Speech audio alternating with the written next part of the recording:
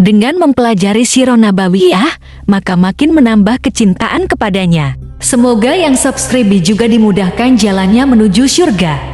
Silahkan tekan tombol like supaya postingan ini semakin tersebar. Dan tulis doa serta hajat pemirsa di kolom komentar. Semoga semakin banyak yang mengaminkan, maka semakin cepat terkabul. Nabi Sulaiman alaihi salam adalah manusia terkaya sepanjang sejarah kehidupan manusia di muka bumi. Dalam beberapa kitab suci seperti Al-Quran, Alkitab, dan Injil, Nabi Sulaiman alaihi salam dijelaskan sebagai manusia terkaya yang pernah hidup di muka bumi. Tidak ada satupun manusia yang bisa mengalahkan total kekayaannya hingga hari kiamat tiba. Para arkeolog telah menemukan situs peninggalan sejarah Islam yang mengungkap total kekayaan Nabi Sulaiman alaihi salam. Ernst bin Yosef, seorang profesor dari Tel Aviv University, seorang peneliti, ia menyatakan bahwa 3000 tahun yang lalu Nabi Sulaiman alaihi salam diperkirakan memiliki kekayaan senilai 2,2 triliun US dollar. Apabila dikonversikan dengan nilai mata uang rupiah, maka nilainya setara dengan 32.891.870 triliun rupiah. Nilai itu berkali-kali lipat lebih banyak dari total kekayaan negara Indonesia yang hanya mencapai 11.454 triliun per 30 Desember 2021. Nabi Sulaiman alaihi salam memiliki beberapa mukjizat. Di antaranya adalah dapat berbicara dengan bahasa binatang. Beliau dapat memerintah mereka untuk melakukan sesuatu. Beliau juga dapat mengendalikan besar kecilnya tekanan angin dan dapat mengatur ke arah mana angin akan berhembus. Sehingga dengan itu Nabi Sulaiman dapat memanfaatkan angin sebagai kendaraannya dan juga kendaraan tentaranya. Nabi Sulaiman juga bisa melunakkan besi dan membentuknya menjadi pakaian perang yang anti tusukan senjata tajam. Nabi Sulaiman juga memimpin para jin. Mereka tunduk dan patuh pada perintah Nabi Sulaiman alaihi salam. Tidak hanya setan, iblis laknatullah yang merupakan makhluk pembangkang dapat dibuat tunduk bertekuk lutut pada perintah-perintah Nabi Sulaiman. Nabi Sulaiman bisa melakukan teleportasi, yaitu berpindah dari suatu tempat ke tempat yang lain dalam waktu singkat. Peristiwa itu dibuktikan dengan pemindahan singgasana Ratu Balqis atas perintah Nabi Sulaiman. Nabi Sulaiman dikenal sebagai raja yang adil dan bijaksana. Nabi Sulaiman diberkahi kecerdasan yang luar biasa untuk menyatupadukan segenap kekuatan yang Allah berikan kepadanya. Ia mengelola dan membawa kerajaannya menjadi kekuatan raksasa yang tak terkalahkan di masanya dengan segenap kemampuan yang dimilikinya. Tentara Nabi Sulaiman adalah tentara terkuat di bumi tanpa ada yang menandingi. Pertanyaan mendasar yang muncul kali ini adalah dari mana sumber kekayaan dan kekuatan Nabi Sulaiman alaihi salam?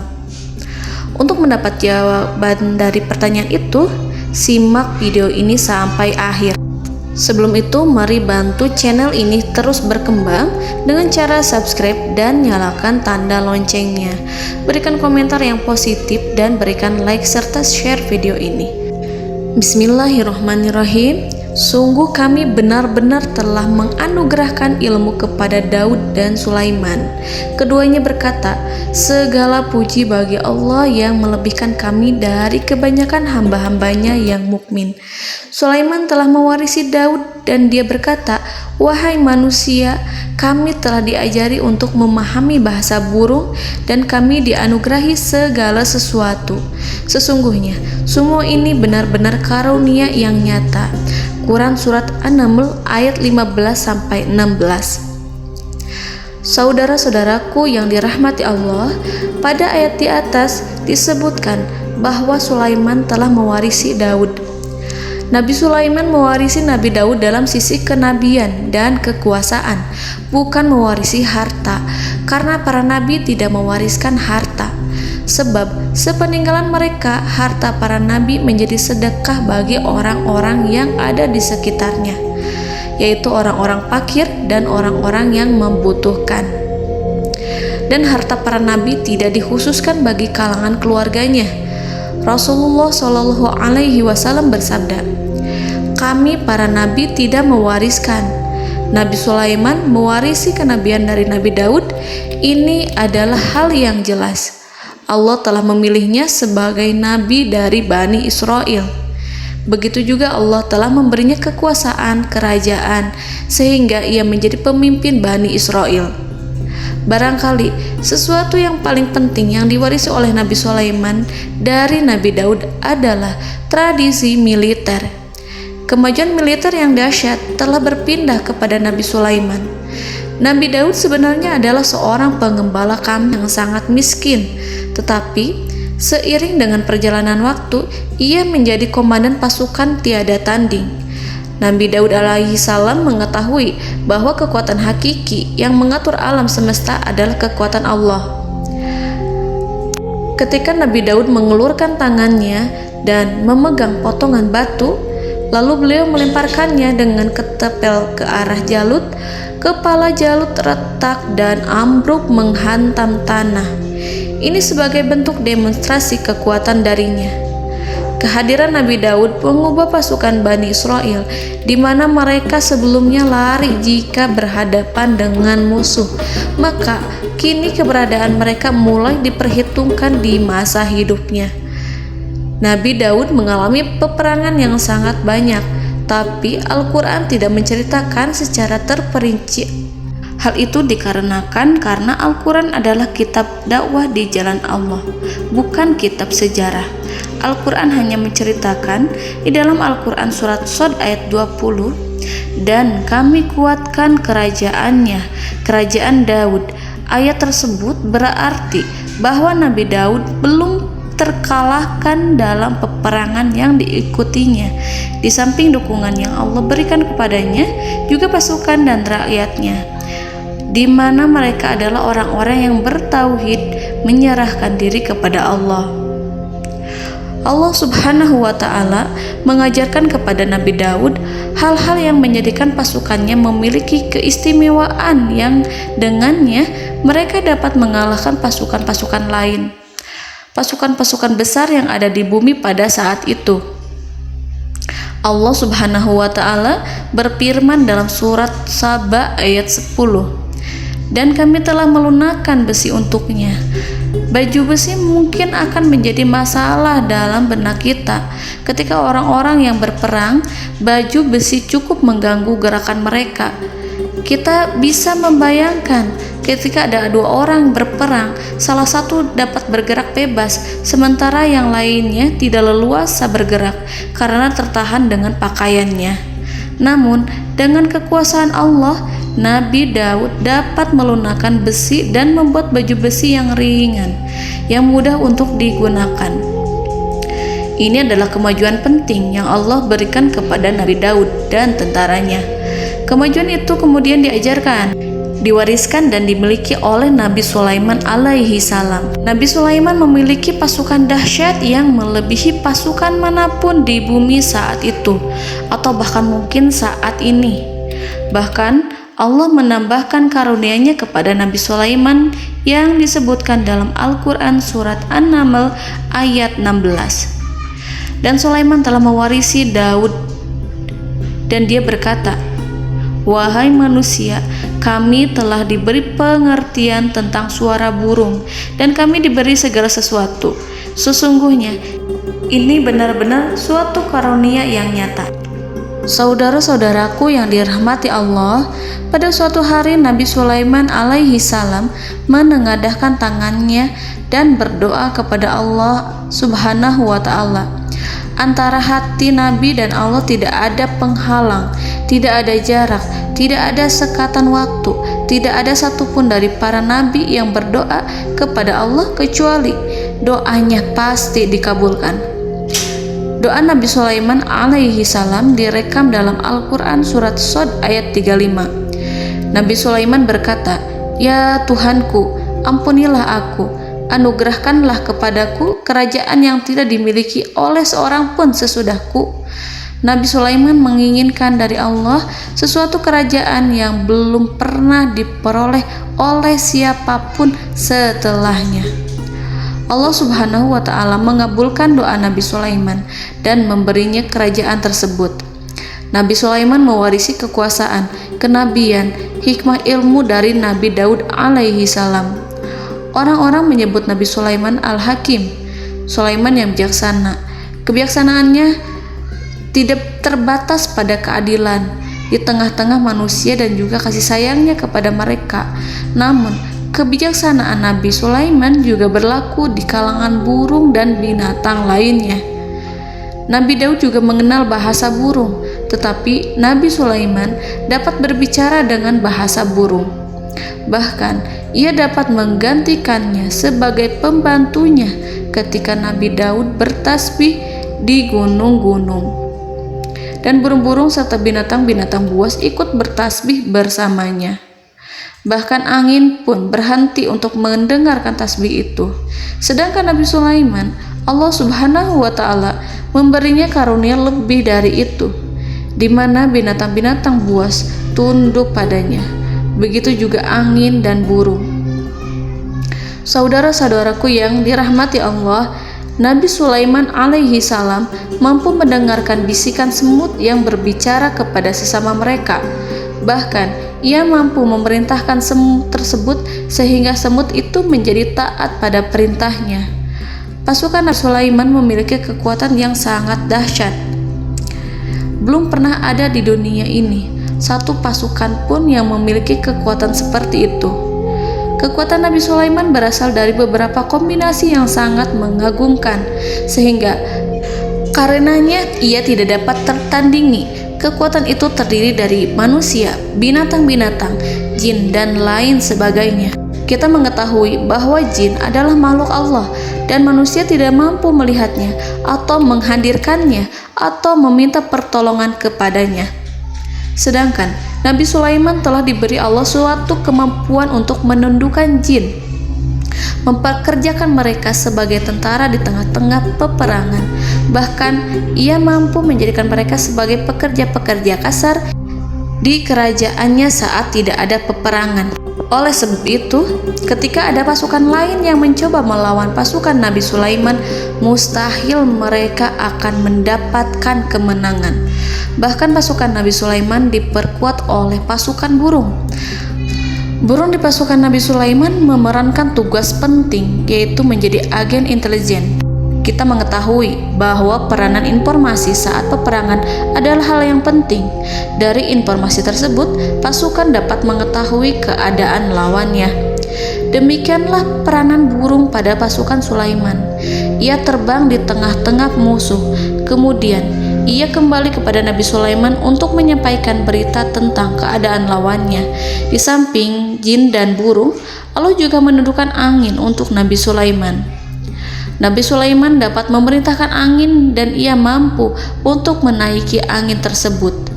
Dalam Al-Quran surat Shad ayat 36-40, Allah Subhanahu wa Ta'ala berfirman, "Kami tundukkan kepada angin yang berhembus dengan baik menurut kemana saja yang dikehendaki Sulaiman. Dan kami tundukkan pula kepadanya setan-setan, semuanya ahli bangunan dan penyelam, dan setan yang lain yang terikat dalam belenggu. Inilah anugerah kami, maka berikanlah kepada orang lain atau tahanlah untuk dirimu tanpa perhitungan, dan sesungguhnya dia mempunyai kedudukan yang dekat pada sisi kami dan tempat kembali yang baik." Saudara-saudaraku yang dirahmati Allah, Allah Subhanahu wa Ta'ala juga memberikan kemampuan yang tak seorang pun dari para nabi mendapatkannya, yaitu kemampuan untuk memerintah setan. Setan adalah salah satu bagian dari jin. Ia adalah kelompok yang celaka dari bangsa jin. Kelompok ini sebenarnya tidak mampu dikuasai oleh manusia, bahkan jin yang soleh tidak dapat mengatur setan. Adapun Nabi Sulaiman, Allah telah memberinya kekuasaan untuk menundukkan setan dan mempekerjakannya, bahkan mengikatnya dengan rantai serta menghukumnya jika ia menentang pada perintahnya. Setan membangun untuk Sulaiman istana-istana, patung-patung dan alat-alat perang. Bahkan setan-setan itu menyelam ke dasar lautan untuk mengeluarkan permata dan yakut untuk Sulaiman.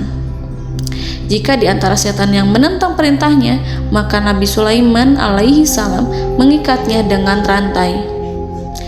Ini semua menunjukkan kekayaan Nabi Sulaiman dan kekuasaannya, di mana ia mampu mengatur banyak makhluk di bumi ini.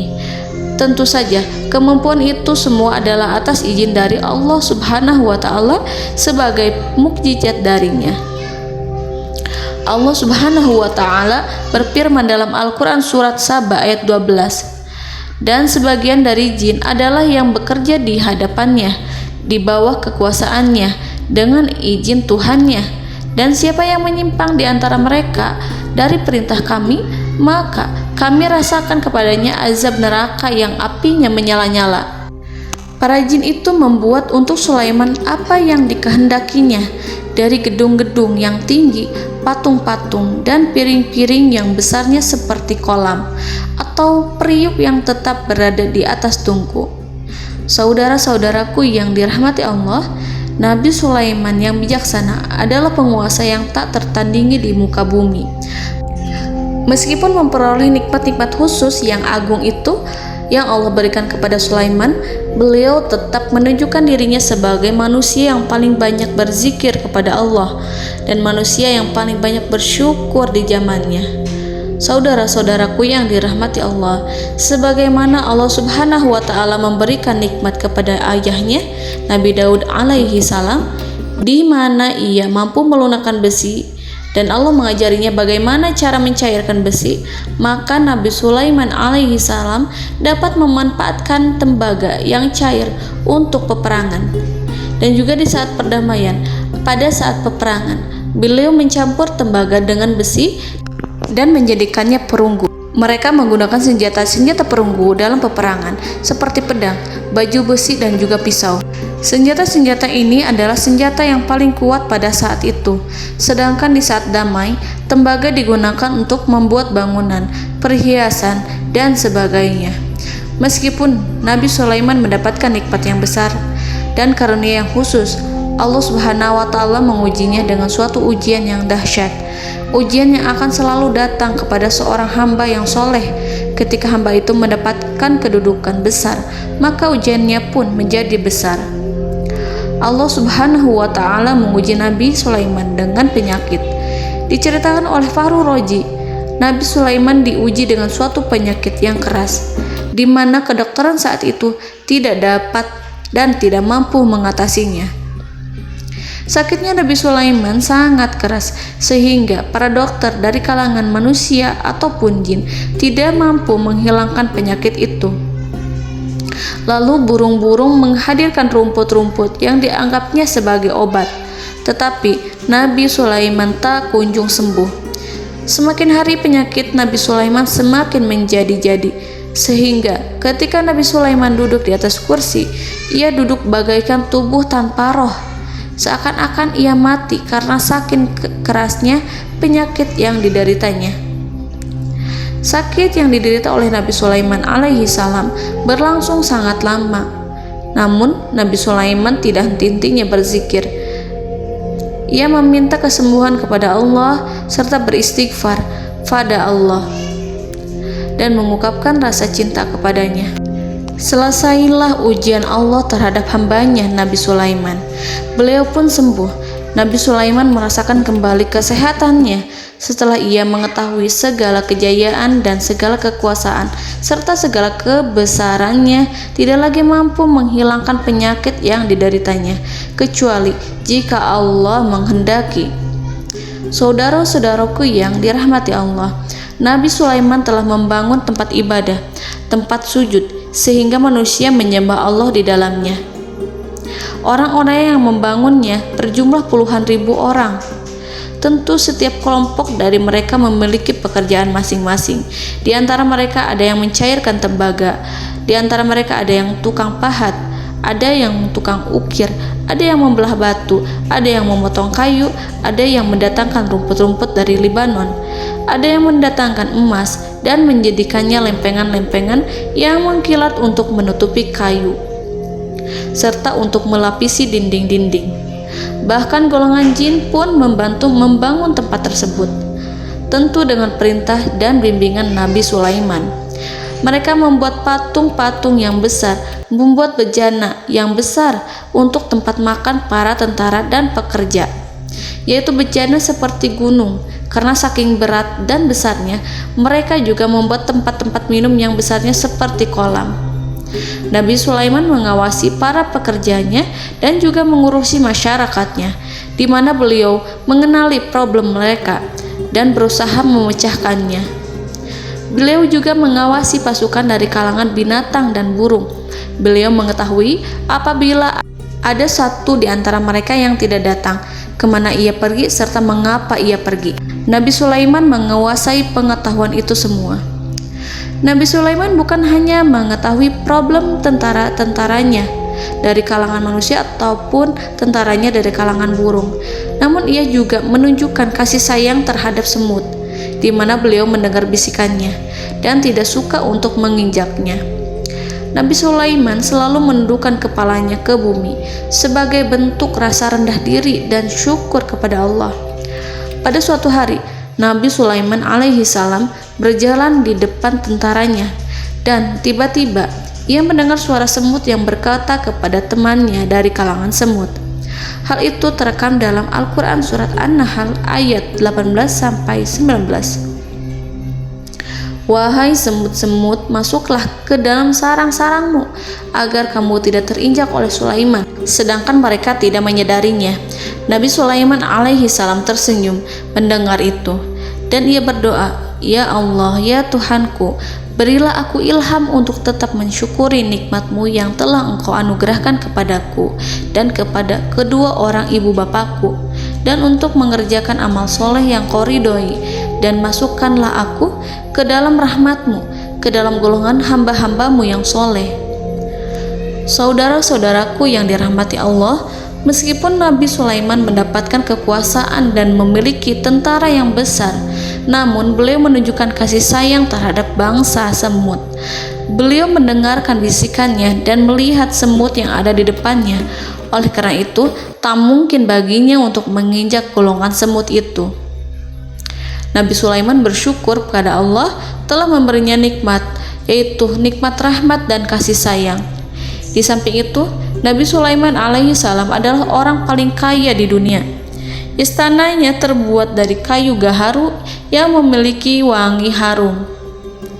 Istananya terbuat dari emas yang terkadang dari kristal. Beliau juga memiliki kursi besar yang terbuat dari emas dan permata. Istana Nabi Sulaiman merupakan istana yang paling besar di dunia. Nabi Sulaiman menggunakan pakaian dari emas dan permata. Meskipun demikian, Nabi Sulaiman tetap menunjukkan sebagai hamba yang berserah diri dan rendah diri di hadapan Allah Subhanahu wa Ta'ala, dan sederhana di depan manusia. Nabi Sulaiman yang merendahkan diri di hadapan Allah, ia selalu sujud kepada Allah sebagaimana ayahnya yang selalu bertasbih pada Allah. Nabi Sulaiman selalu melantunkan lagu-lagu cinta ilahi dan hanya memuji Allah Subhanahu wa Ta'ala. Pada suatu hari, Nabi Sulaiman alaihi salam mengeluarkan perintah kepada pasukannya untuk bersiap-siap. Kemudian Nabi Sulaiman keluar dan memeriksa pasukannya satu demi satu. Kelompok yang pertama adalah kelompok manusia. Nabi Sulaiman memperhatikan kesiapan mereka. Lalu Nabi Sulaiman mengeluarkan perintah-perintah kepada mereka. Kemudian Nabi Sulaiman memeriksa kelompok jin dan menyampaikan perintahnya kepada mereka. Beliau memenjarakan jin yang tampak bermalas-malasan saat bekerja. Lalu beliau memeriksa binatang dan berkata kepada mereka, apakah mereka sudah makan dengan baik? Apakah mereka tidur dengan nyenyak? Apakah ada yang mengadu pada mereka, misalkan karena penyediaan suatu ataukah karena makanan yang tidak layak? Apakah ada di sana yang sakit dan lain sebagainya? Semuanya diperiksa oleh Nabi Sulaiman. Ketika Nabi Sulaiman merasa puas dengan semuanya, Nabi Sulaiman memasuki tenda tempat berkumpulnya para burung. Nabi Sulaiman alaihissalam kemudian memasuki tenda tersebut, mengamati keadaan di sekitarnya, sehingga beliau mengetahui bahwa ada satu burung yang tidak hadir, yaitu burung hudhud. Nabi Sulaiman berkata yang diabadikan dalam Quran surat An-Naml ayat 20. Mengapa aku tidak melihat burung hudhud? Burung-burung yang lain tampak terdiam sebagai penghormatan, dan mereka mendengarkan apa yang akan dikatakan pemimpin mereka. Nabi Sulaiman mengarahkan pandangannya pada semua burung dan tidak menemukan burung hudhud di antara mereka. Tak seekor burung pun yang mengetahui keberadaannya. Burung hudhud absen pada apel wajib kali ini.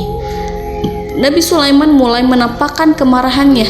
Tiba-tiba, seekor burung kecil memberanikan diri untuk berkata kepada Nabi Sulaiman, "Wahai Nabi yang mulia, seharusnya hudhud ada bersamaku kemarin untuk melaksanakan tugas penyelidikan.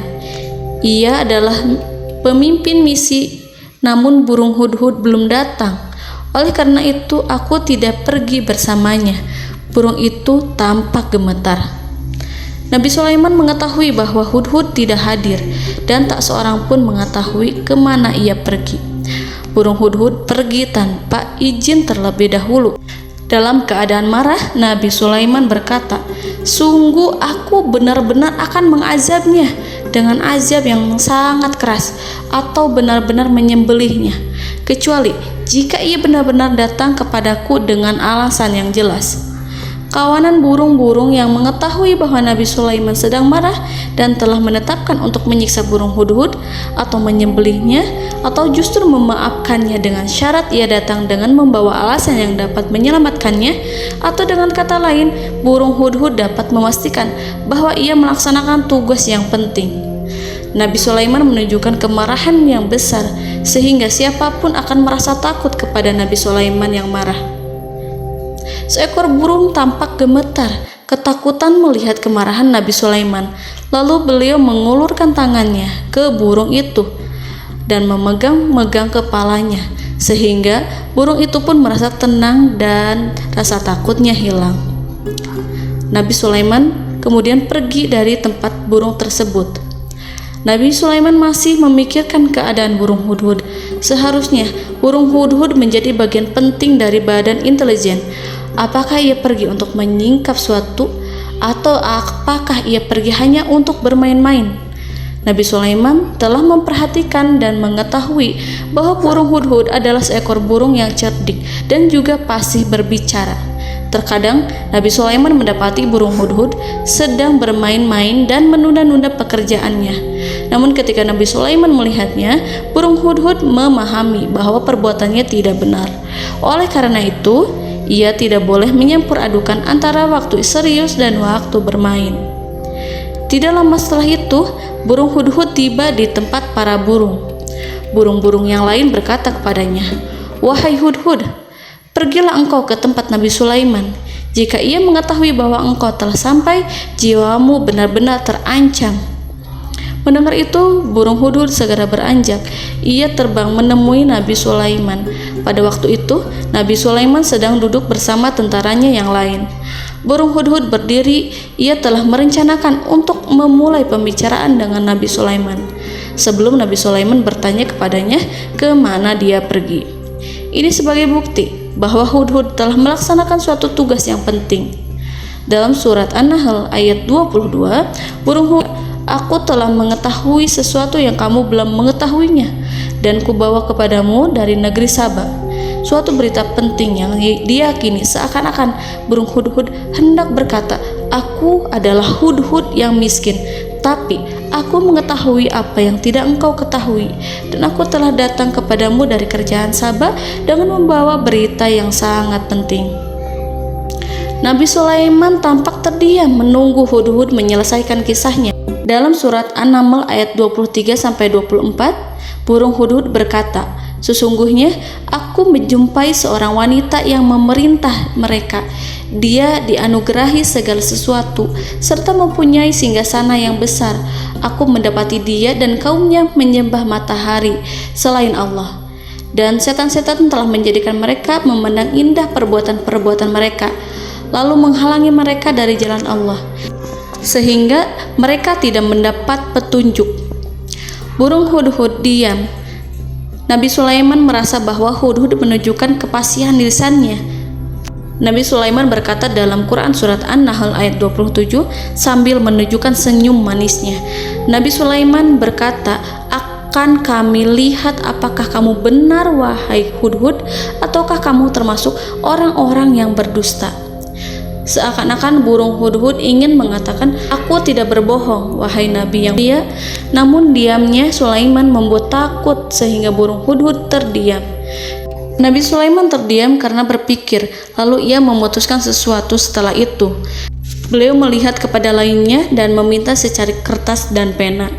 Nabi Sulaiman menulis surat yang singkat dan menyerahkan kepada Hudhud serta memerintahkan kepadanya seperti yang dikatakan dalam Quran surat An-Nahl ayat 28.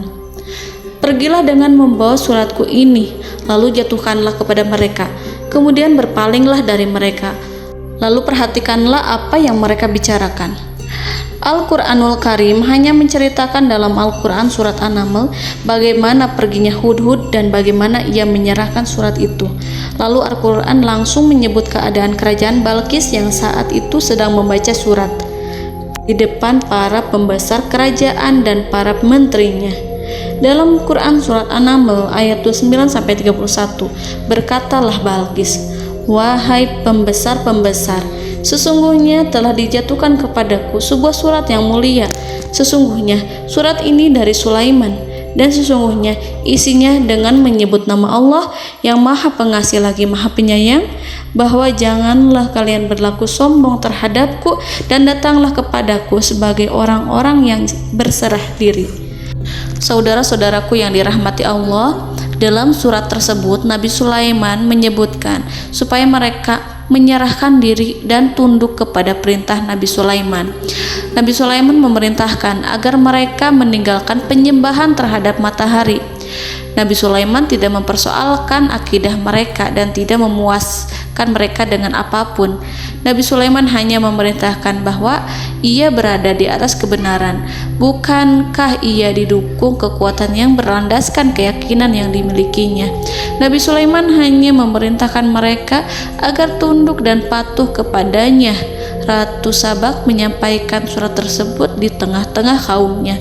Dalam Quran surat An-Naml ayat 32 dijelaskan, "Dan berkatalah Balqis, wahai para pembesar, berilah aku pertimbangan dalam urusanku ini.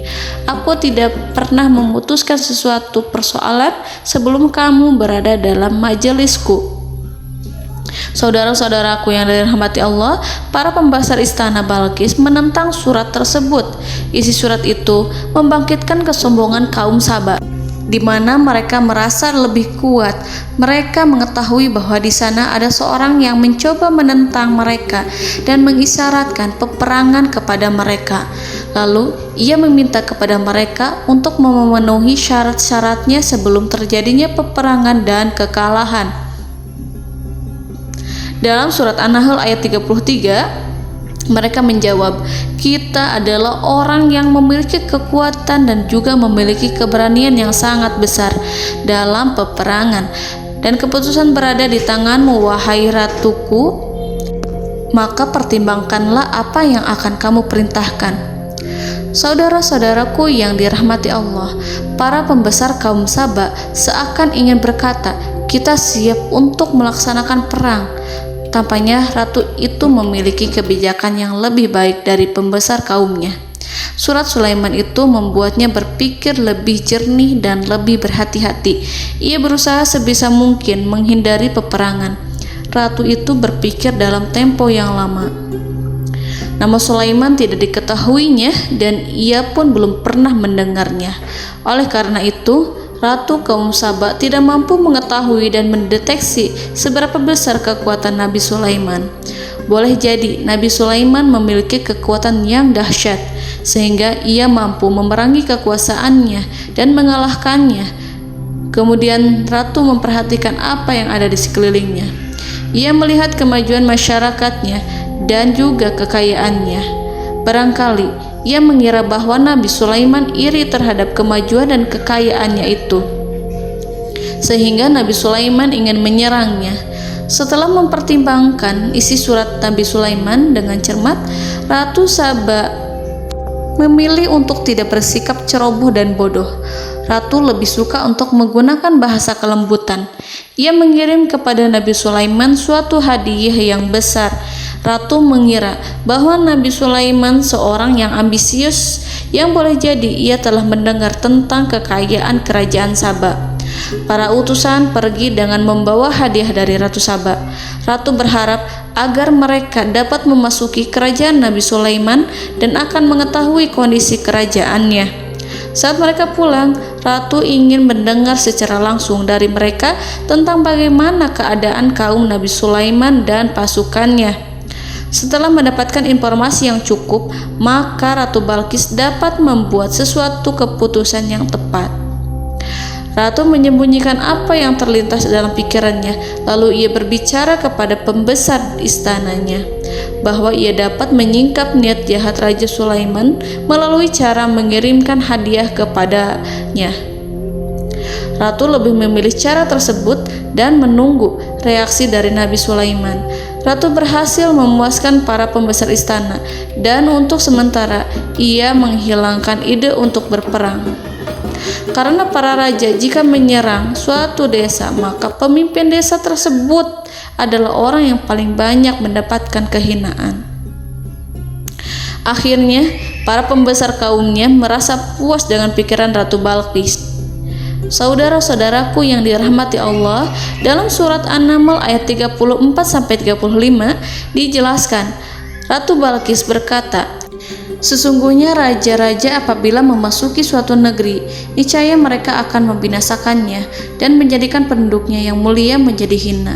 Dan demikian pula lah yang akan mereka perbuat. Dan sesungguhnya aku akan mengirim utusan kepada mereka dengan membawa hadiah, dan aku akan menunggu apa yang akan dibawa kembali oleh utusan itu." Kemudian sampailah hadiah dari Ratu Balqis kepada Nabi Sulaiman.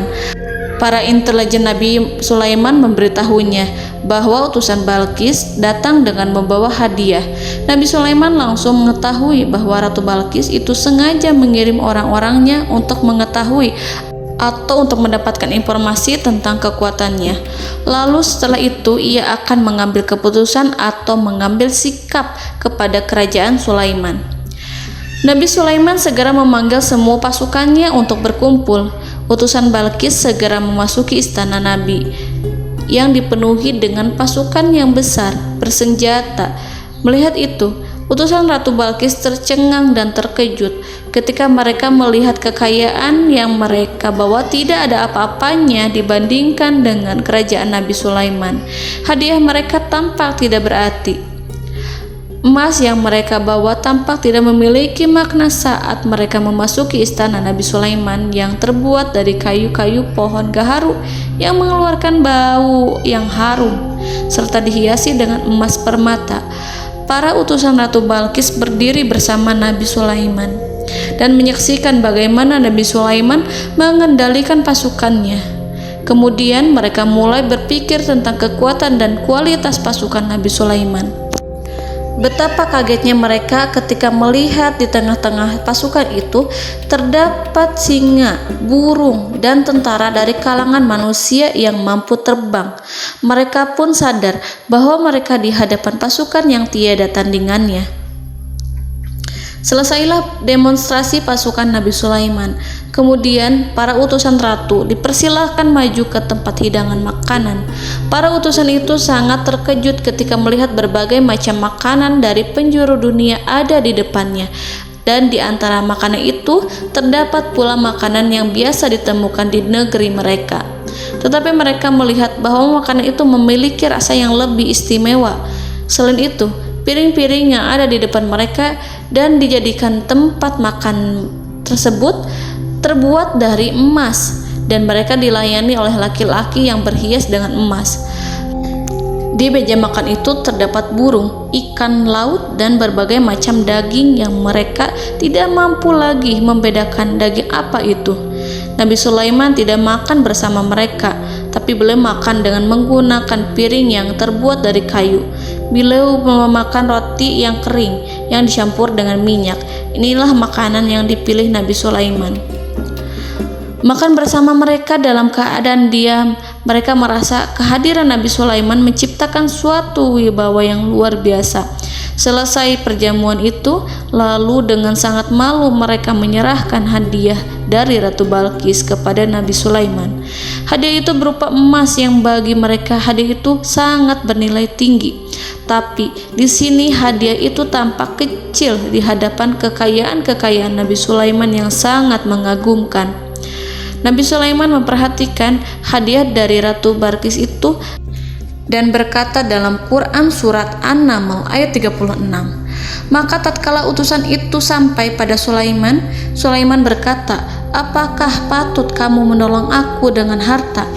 Maka apa yang diberikan Allah kepadaku lebih baik daripada apa yang diberikannya kepadamu. Tetapi kamu merasa bangga dengan hadiahmu." Saudara-saudaraku, Raja Sulaiman menyingkap dengan kata-katanya yang singkat itu penolakannya terhadap hadiah mereka. Ia memberitahu utusan itu bahwa ia tidak menerima hadiah tersebut.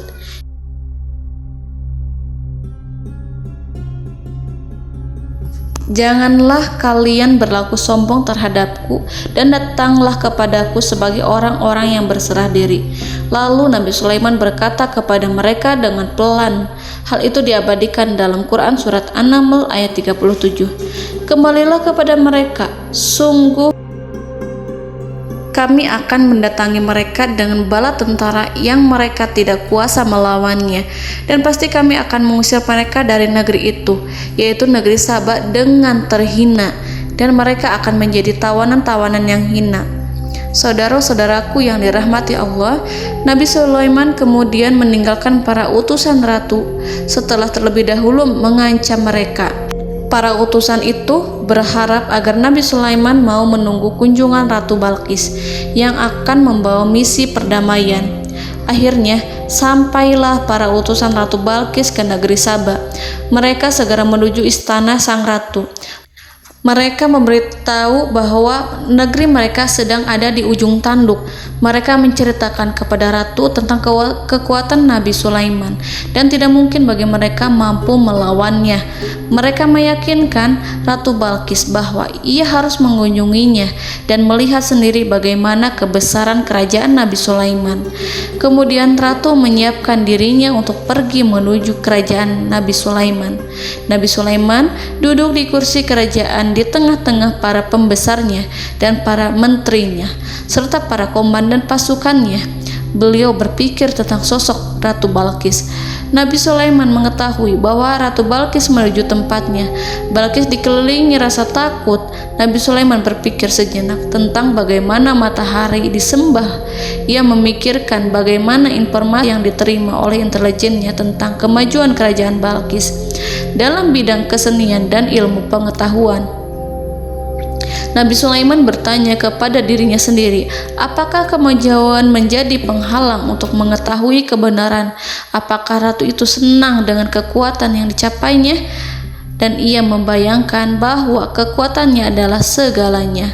Dengan kemajuan yang dimilikinya, Nabi Sulaiman ingin membuat kejutan agar ratu mengetahui bahwa Islam yang diyakini oleh Nabi Sulaiman adalah satu-satunya yang mampu mendatangkan kemajuan dan kekuatan yang hakiki, sehingga ia dapat membandingkan antara keyakinannya dalam menyembah matahari beserta kemajuan yang dicapainya dengan keyakinan Nabi Sulaiman beserta kemajuan yang diraihnya.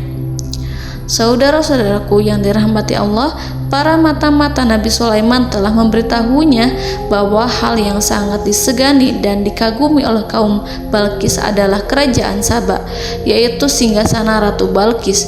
Singgasana itu terbuat dari emas dan batu delima. Singgasana tersebut dijaga oleh penjaga yang sangat disiplin, di mana mereka tidak pernah lalai sedikit pun.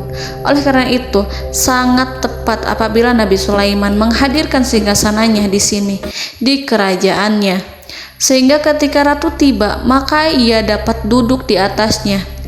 Nabi Sulaiman ingin membuat kejutan kepadanya dan menunjukkan bahwa kemampuannya tersebut yang berlandaskan pada keislaman. Nabi Sulaiman melakukan yang demikian itu dengan harapan agar si ratu tunduk kepadanya. Ide itu terlintas dalam diri Nabi Sulaiman. Lalu ia mengangkat kepalanya dan menoleh kepada anak buahnya.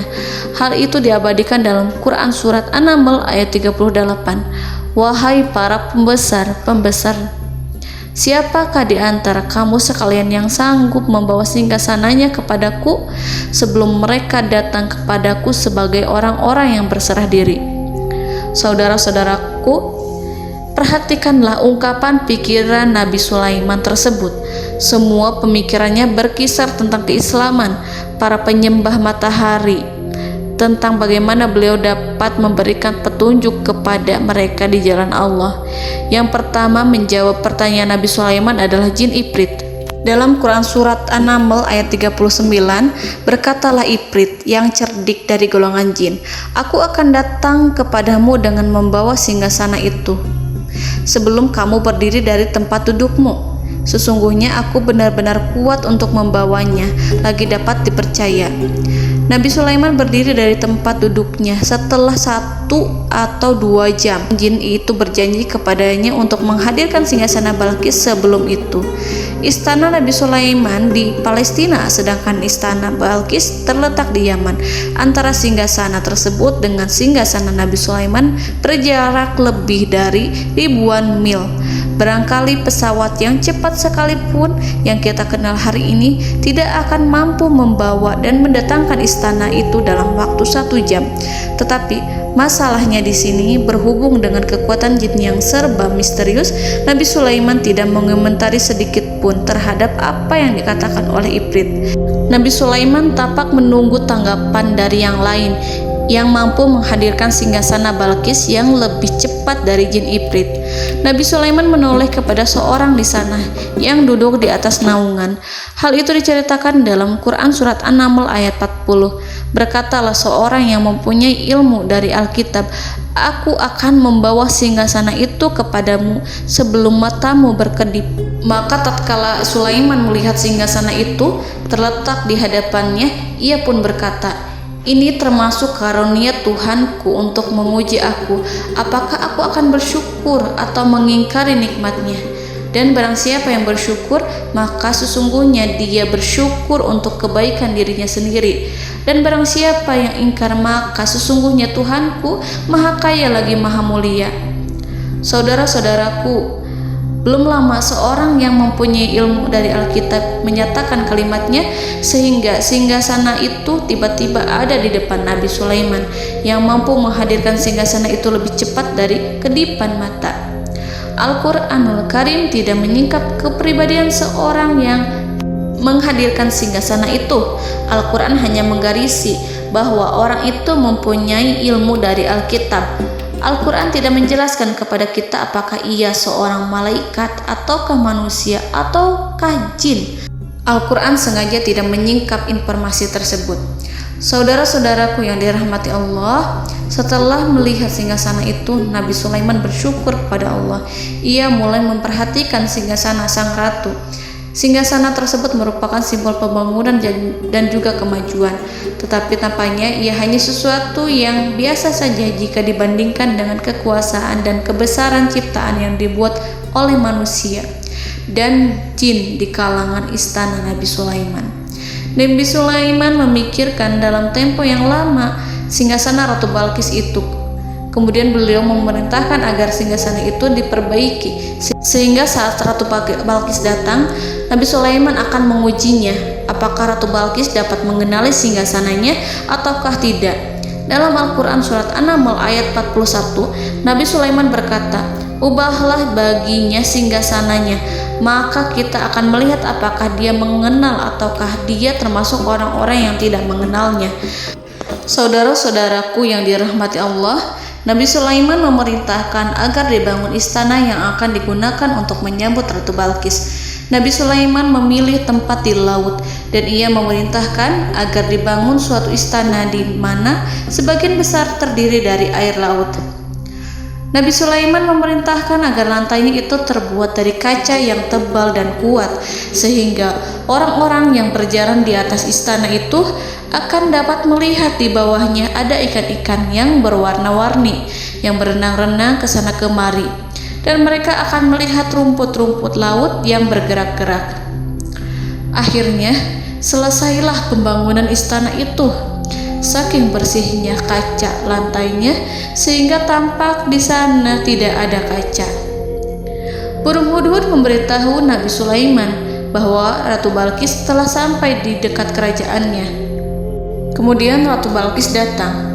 Al-Quran tidak menyebutkan keadaan Nabi Sulaiman saat menyambut Balqis, namun Al-Quran menunjukkan dua sikap Ratu Balqis ketika pertama kali datang.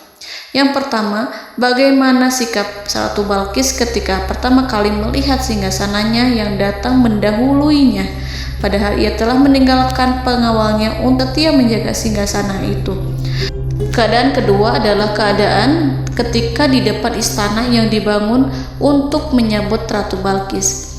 Istana itu penuh dengan permata dan banyak ikan berenang di bawahnya. Dalam Quran surat An-Naml ayat 42 dijelaskan, dan ketika Balqis datang, ditanyakanlah kepadanya, "Serupa inikah singgasanamu?" Balqis menjawab, "Seakan-akan singgasana ini adalah singgasanaku. Kami telah diberi pengetahuan sebelumnya dan kami adalah orang-orang yang berserah diri."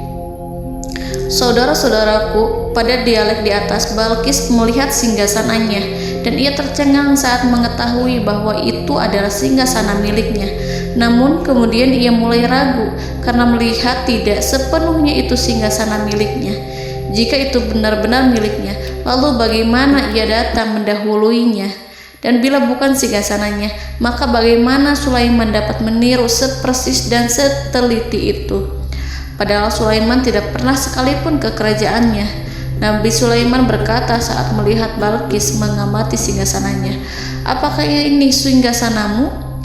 Balqis terlihat sangat kebingungan, namun setelah itu ia menjawab, "Sepertinya benar." Nabi Sulaiman berkata, "Kami telah diberi ilmu sebelumnya dan kami sebagai orang-orang muslim." Saudaraku yang dirahmati Allah, melalui pertanyaan Nabi Sulaiman ingin mengisyaratkan kepada Balqis agar ia membandingkan antara keyakinannya beserta ilmu yang dicapainya dengan keyakinan Nabi Sulaiman yang muslim beserta pengetahuan yang telah diraihnya.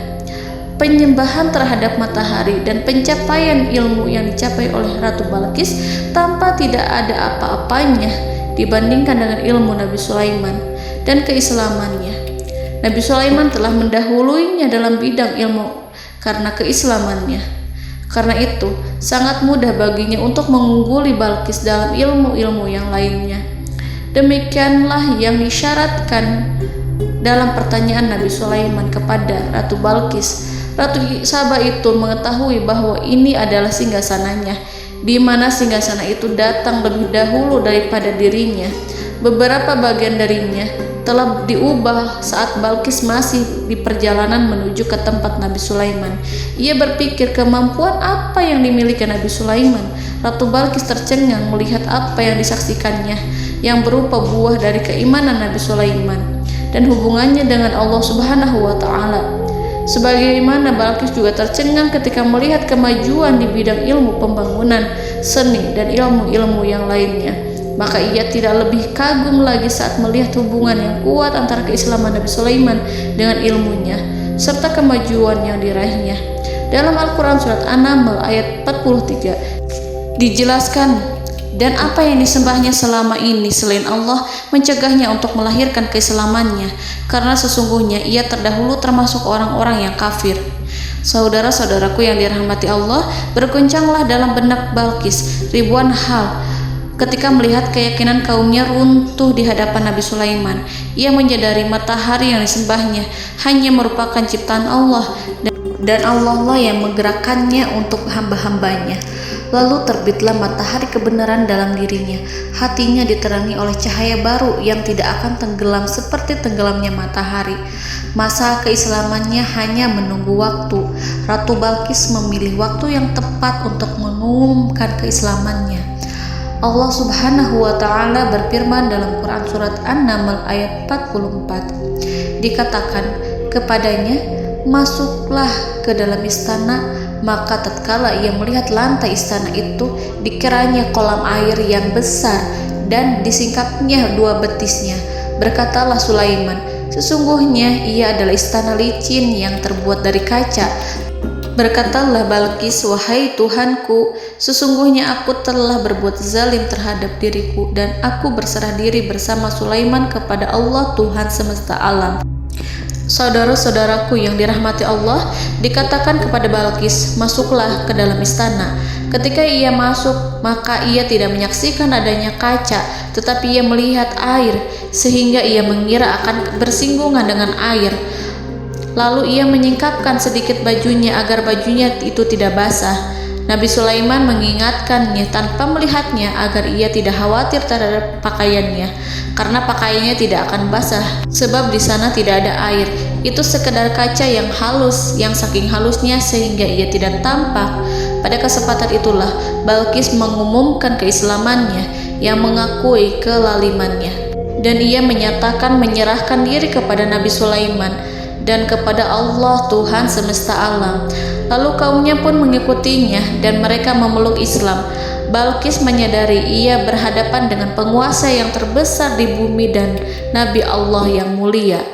Untuk pertama kalinya, wajah Sulaiman tampak dihiasi dengan senyuman yang menunjukkan kepuasannya sejak Balqis mengunjunginya. Demikianlah Nabi Sulaiman mewujudkan kejayaannya yang hakiki dan menyebarkan cahaya Islam di muka bumi. Saudara-saudaraku, Al-Quran tidak menyebutkan kisah Balqis setelah keislamannya. Para ahli tafsir mengatakan bahwa ia menikah dengan Nabi Sulaiman.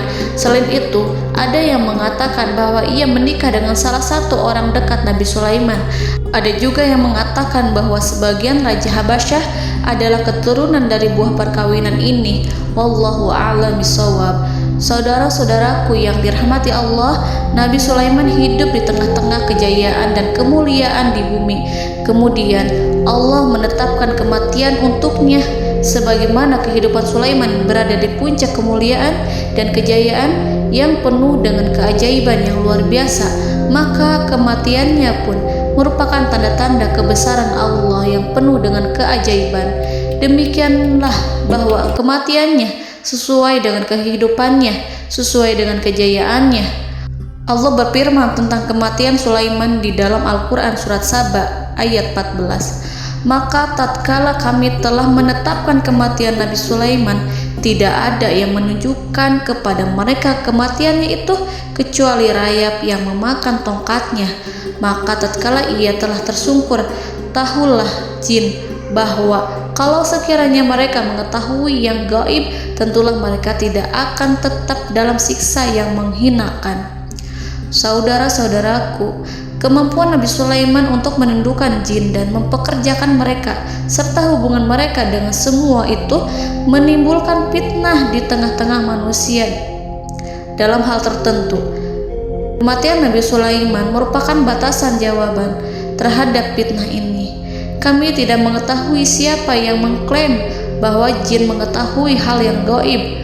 Apakah itu setan yang terkutuk, atau jin yang bodoh, atau manusia yang tertipu?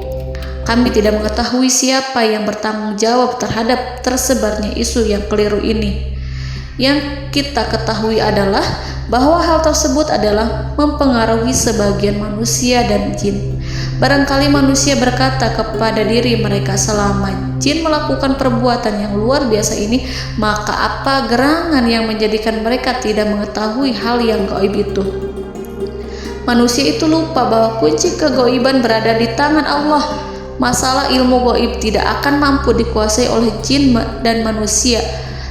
Hanya Dia yang mengetahuinya, dan manusia diberitahu hanya sedikit sekali. Saudara-saudaraku yang dirahmati Allah, seakan-akan Allah telah merencanakan bahwa kematian Sulaiman bertujuan untuk menghancurkan pemikiran itu, yaitu pemikiran bahwa jin mengetahui hal-hal yang gaib. Jin bekerja untuk Nabi Sulaiman selama beliau hidup, dan tatkala beliau meninggal, maka tugas mereka menjadi bebas. Nabi Sulaiman meninggal tanpa diketahui oleh jin, sehingga mereka tetap bekerja untuk mereka, tetap mengabdi kepada Sulaiman. Seandainya mereka mengetahui hal yang gaib, niscaya mereka tidak akan meneruskan pekerjaan mereka. Saudara-saudaraku, pada suatu hari Nabi Sulaiman memasuki mihrabnya untuk itikaf ibadah dan beribadah kepada Allah. Tak seorang pun yang berani mengganggu khalwatnya. Mihrab Sulaiman terletak di puncak gunung dan dindingnya terbuat dari permata. Pada suatu hari Nabi Sulaiman duduk bersandar pada tongkatnya, dan ia tampak tenggelam dalam tafakur. Beliau berzikir pada Allah hingga rasa kantuk menguasainya. Lalu setelah itu malaikat maut menemuinya. Nabi Sulaiman pun meninggal. Beliau bersandar kepada tongkatnya. Jin melihatnya dan mengira bahwa beliau sedang sholat, sehingga mereka pun terus melanjutkan pekerjaannya. Berlalulah hari demi hari yang panjang. Datanglah rayap, yaitu semut kecil yang memakan kayu. Hewan itu mulai memakan tongkat Nabi Sulaiman. Rayap itu tampak lapar. Sebagian dari tongkat Nabi Sulaiman dimakan beberapa hari oleh rayap itu. Ketika yang dimakannya semakin bertambah, maka tongkat itu pun menjadi rusak dan kemudian jatuh dari tangan Nabi Sulaiman alaihi salam. Tubuh mulia itu kehilangan keseimbangan dan kemudian jatuh terhempas di bumi. Tatkala tubuh suci itu tersungkur, maka manusia segera menuju ke arahnya. Mereka menyadari dan mengetahui bahwa Nabi Sulaiman telah meninggal dalam waktu yang lama. Jin menyadari bahwa mereka tidak mengetahui hal yang gaib, dan manusia pun mengetahui hakikat ini. Seandainya jin mengetahui hal yang gaib, niscaya ia tidak akan meneruskan siksa yang hina. Mereka tidak akan bekerja kepada Sulaiman. Demikianlah Nabi Sulaiman alaihi salam meninggal dalam keadaan duduk dan sholat di mihrabnya. Lalu berita itu tersebar bagaikan api di bumi. Manusia, burung, dan binatang buas mengantarkan jenazah Nabi Sulaiman. Sekawanan burung tampak sedih dan menangis. Semua makhluk bersedih. Akhirnya tak seorang pun mengetahui bahasa burung di bumi. Meninggallah seorang yang memahami pembicaraan burung, binatang-binatang, jin, dan lain sebagainya. Burung-burung itu berkata, betapa beratnya kehidupan di tengah orang-orang yang tidak mengetahui pembicaraan kita. Allahu a'lam.